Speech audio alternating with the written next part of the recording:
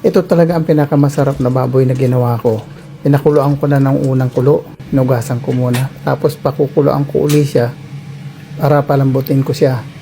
Ngayon, habang pinakukuluan ko yan, syempre naghanda ako ng murang sibuyas. Kayatin ko muna to, hinahanda ko na to habang nagpapakulo ako. Magayat ng sibuyas. Syempre hindi yan mawawala, lagi may sibuyas. Magpitpit ng bawang. Mga ilang peraso lang na bawang. Ayan.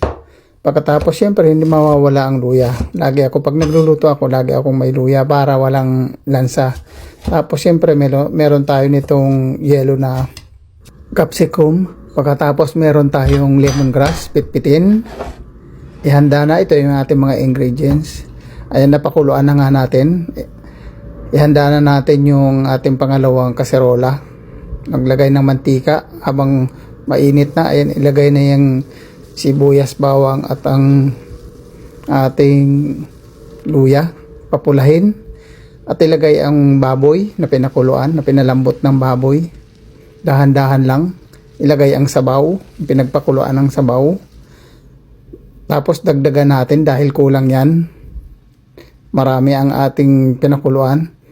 Isiksik ang lemongrass o kaya tanglad, tomato sauce.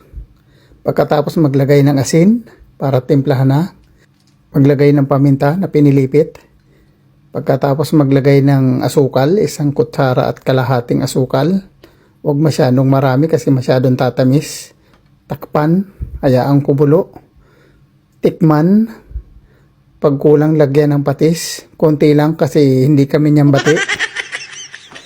Maglagay ng siling maanghang kung gusto nyo lang na maanghang. Tapos ilagay yung capsicum at ibudbud ang murang sibuyas. Takpan. Hayaang kumulo, buksan. Pagkatapos haluin ng dahan-dahan. Ilagay sa mangkok. Dahan-dahan lang dahil malambot na yung ating baboy.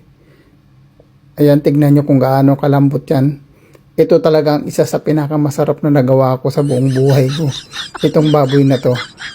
Ilagay na sa mangkok. Dahan-dahan lang dahil malambot. Ayan, kainin. Tikman. Ayan, yan ang isa sa pinakamasarap na naluto ko na baboy. Ito nga pala yung sinasabi nilang balbakwa. Tikman na natin. Wow, sarap niyan. Perfect.